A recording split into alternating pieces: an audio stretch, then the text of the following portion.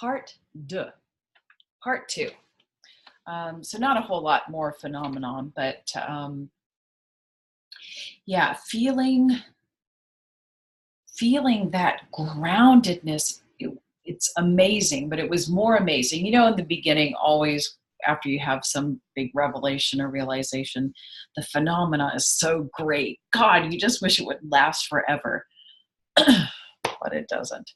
But for like the first week or so, God, the first couple of days, like I want it all to come back. Like I said, I was feeling Mother Earth, like literally, I could feel, and I still can occasionally, feel her weight right under me. And I was also feeling the weight of everything else. It was as if what I was feeling, it's like I was feeling or being this web of Shakti, and I'm everywhere. I still can get there, but this was happening spontaneously. Right now, I think I can get to those phenomenal areas or that zone because the ego is fighting back. So some stuff is coming up, but I can still get there. But you can tap in, or I can tap in. I can tap into this Shakti web, and it was happening spontaneously where I was feeling the weight of everything around me and feeling into everything and feeling totally equal to everything. That's the only way I can describe it. There was no separation, and there was no, it sounds like unity consciousness, but here's the difference. In unity consciousness, there was still a me experiencing unity with all these other things. Now,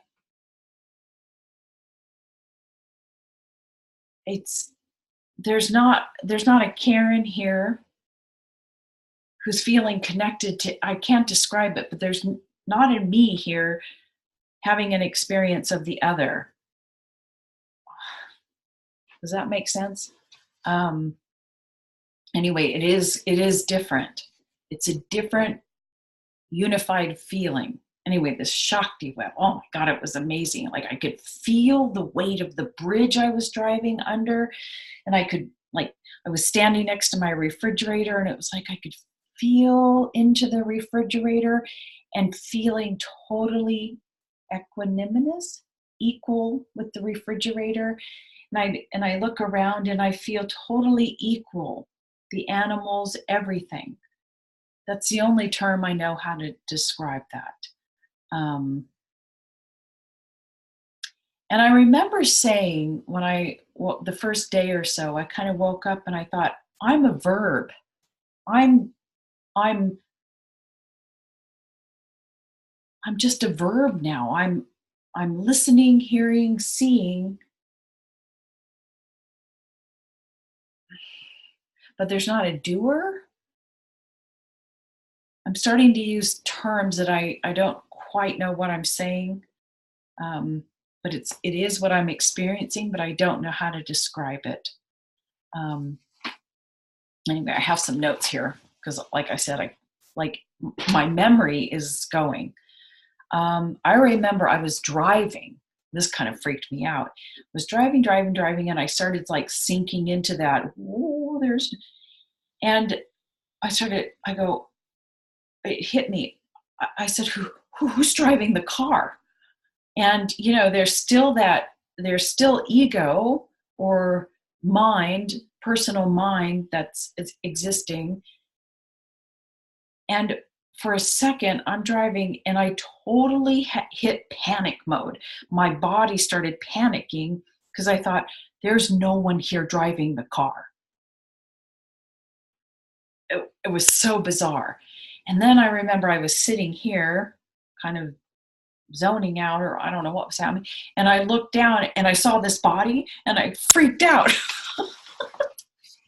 And so it's like all this phenomenon. The other day, these thoughts are happening and I don't know where they're coming from. So I'm kind of driving myself a little batty. I'm allowing so what's not here anymore is the personal story. But what still remains is this personal mind, this intellect, and it is not happy with the current state of affairs. And it is desperately trying to. I saw this a week ago. I saw it happening because I started the nice zone started going away and the shit started coming up, and it was the intellect, the personal mind, that is now trying its damnedest to be in control, and it's trying to take back control or identification of this being by trying to understand, and I caught myself. I was like trying to figure out what's going on, and the mind was constantly trying to going over the event or whatever you experience, or trying to figure it out, and it was driving me insane. And all these thoughts were happening, and I literally was like, where are they coming from? I wasn't thinking them, but here they were. Now, part of that process of the mind, I think, this is just a suspicion, that when you have kind of a revelation or a shift in perception, it's kind of like a computer. You're putting in a new data set, and it's like the mind or the brain, maybe it's the brain, the mind working with the brain. You keep going over the event and thinking about it. I think it's because it's like a processing. It has to keep going over the data until it settles into into its new brain cells. I have no idea what I'm saying, but you get what I'm saying. So that part of that going over the story, or the happening might be part of the brain trying to process. My God, my belly just growled. Sorry.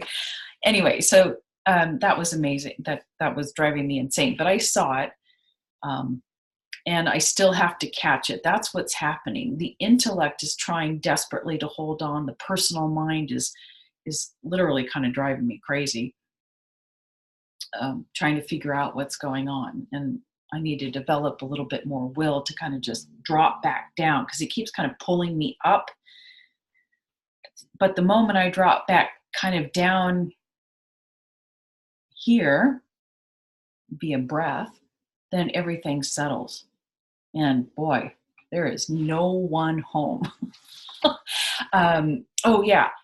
And it's like I'm doing things, but I'm not doing them.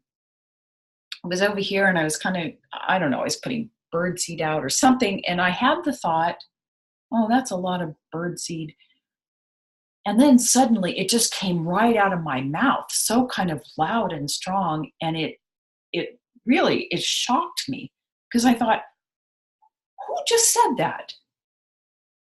And why did I just say that? Why did it come out of my mouth? It does sound like I'm a little cuckoo, but you know, uh, why suddenly am I questioning this? I just didn't know who was saying that. It did shock me. And I noticed that I do things without knowing I'm doing them. I just kind of get up and do something, come back. Here's what it is. There's no self-reflection anymore. It's like I'm just being moved around. Okay. And boy, the intellect or the personal mind does not like that. It wants to be in control. And I think that's why I'm so exhausted, that there is now a battle of wills or wits or something going on, that the personal mind wants to be back in control, and it's trying desperately to Um, it's resisting. And I think I'm resisting it. I don't know who's resisting it. Um, and I keep forgetting to integrate it back in. I honestly, I don't know what's going on. I probably need to get a hold of a teacher, but I will trudge through this on my own. Okay, what else? Oh, yeah, this is what I noticed too. I can definitely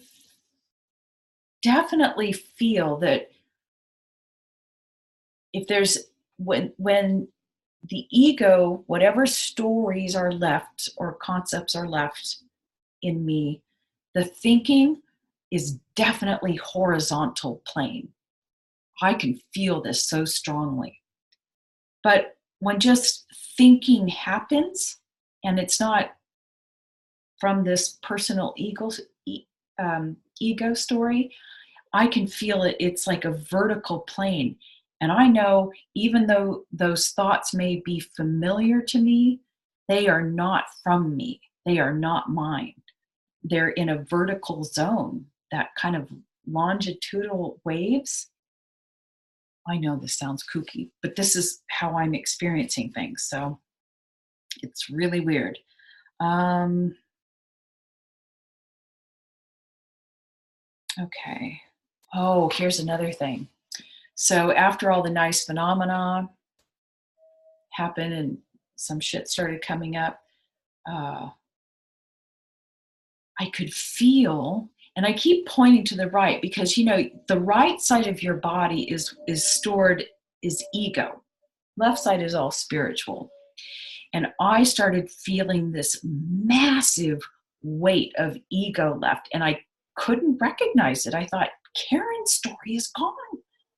What is this massive darkness that was hanging in the shadows? And I saw it, did a little contemplation, meditation. I thought, what is this? What is this heaviness hanging on? Do you know what it was?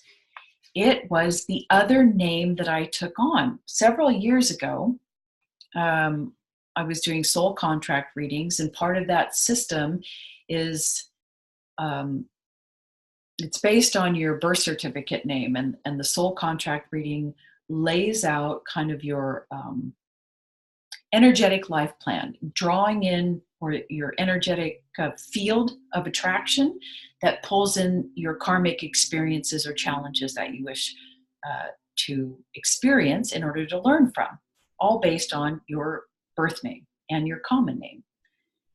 And part of the deal of that is, if you have really tough karma, change your name. And changing your name is a common thing to try to get better frequencies to balance out the karma. Well, I mean, that's all and good, but here's what I've learned. Let's see,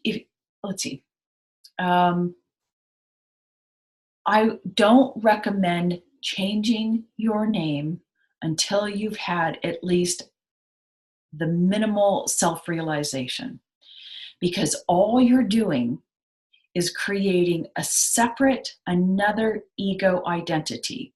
So I took on this name Cat, which I still may go back to because I kind of like it. But it created a whole new identity, right? Because I was trying to combat the heavy karmic energies of Karen. And they didn't kind of suit, those energies were just weighing me down. So I thought Cat was a little bit stronger. The energies were nice, but it created a whole new identity with a whole set of agendas, spiritual ego, and things I wanted to do in the world and blah, blah, blah, trying to gain. And I saw it. And as soon as I saw it, that heaviness, and I let it all go. I let that whole ego agenda, it had already dropped, but I had to see it, that it was this new name, this other name. That heaviness is gone. Okay, so, don't change your name unless a guru gives you a new name. This is just my opinion. Or you're aware that, you've had enough awakening or conscious name changing. Otherwise, you're just going to create hell when you're trying to integrate egos. Okay. See what else? Okay. So after this is the synchronicity. Thank you, universe. Um, so after I was describing all this to my friends, right, I was still kind of like, oh, I don't know what this is. Of course, what does the universe give me like the next day or a couple days afterwards? I'm driving in my car and I always listen to interviews and just whatever pops up in my feed, I'll listen to it. Usually something from Buddha at the gas pump or Conscious TV. Well, and my stomach is still growling. I look down in my feed and there's this old interview from Buddha at the gas pump that I had. It's Adyashanti and Suzanne Marie. And I think I've clicked on either that interview or either of them separately before. And I have to tell you, I had like visceral reaction to those two people or that interview in particular. I couldn't stand to listen to it. Like the moment they started talking or she started talking, I was like, oh, I physically had to go, oh, I can't do it. You know, you've had that experience. Well, this time I look down, it's right there in my feed and it's like 5 or 6 years old. And I click on it because it said falling away of self. And I thought, oh, this sounds interesting. My God. And I'm going to put a link to that interview. I couldn't get enough of what they were saying, the tones of their voice. I was like all in. I was like, yes, yes, yes. They were explaining everything. Everything they said, I was saying yes to. And I had no physical repulsion to listening to them. I mean, that alone told me something had shifted. And here's the crazy part. They were both of them were talking about this, how they like woke up or suddenly stood up from the sofa and they felt something had left. Very simple feeling, but shifted everything. And they're calling it the no self. But they both described that prior to this happening, I think Suzanne Marie, like almost half a year prior to, was getting her death premonition. Like she felt like she was going to die. She was getting visions of her death. And I think Adyashanti had death dreams. Here's what nailed it for me. When I heard that, 2 weeks before studying that gene key, 4 weeks before studying that gene key, I had this intense, real dream. I may have told you about this. This serpent-like green alien type being was laying next to me at my feet. Kundalini, anyone? I mean, and it was so real. And I didn't want her to wake up fully, right? And I was scared to death. Although I knew in my heart that she was doing good and that we were working together. I mean, this dream was so real, I was petrified. Okay. And then it finally hit me. Oh my God, that's Kundalini. And she wanted to wake up fully. I mean, she was right there. And then 2 weeks after that, 2 weeks prior to studying that, the night of the aha, I had another of those real, this dream scared the bejesus out of me. I was with this guy in his apartment and he was going to torture and kill me. It was one of those dreams that you wake up and you're still paralyzed in fear and you don't know that you're not out of the dream. I was so scared. He was going to kill me. I was facing my death. And all I could do, I was paralyzed. All I kept saying, and I don't know why I was saying it, is, I choose God. I choose God. I am a spiritual being. I choose God. And then finally, I mean, if I I guess I didn't need any more proof, but just hearing them say that they had death premonitions or death dreams, and I had the exact same thing, it just nailed it.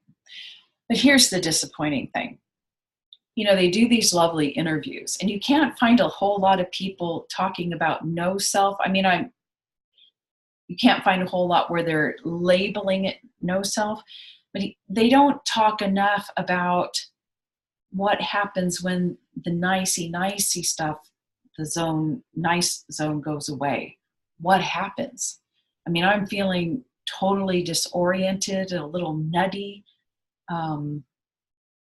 I've read that book, Collision with the Infinite by Susan Siegel. I feel exactly like her, although I know what's happening, thank goodness. I don't know if you know this story, but she was getting on a bus. Now, she had done lots of spiritual practice. How she didn't know what was going on is like beyond all of us. But she wrote this book, Collision with the Infinite. She steps on a bus, and suddenly she has that falling away. Herself was gone.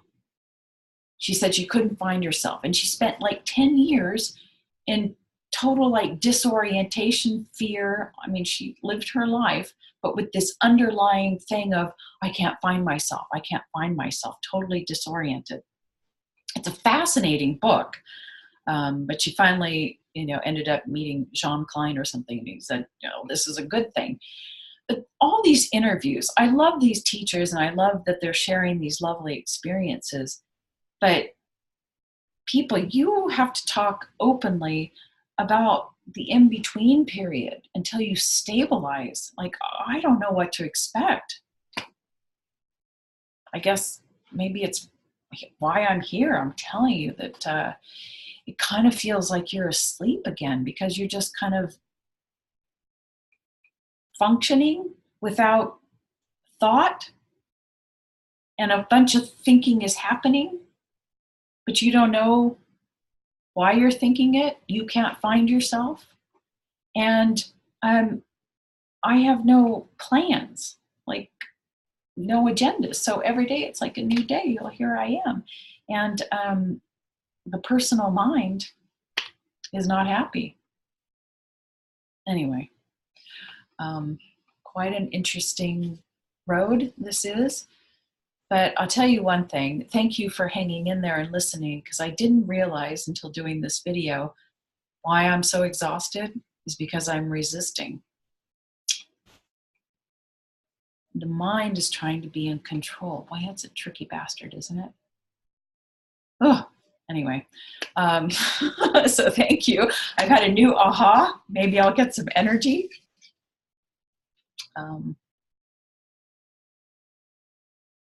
Okay, I think that's all for now. Thank you. And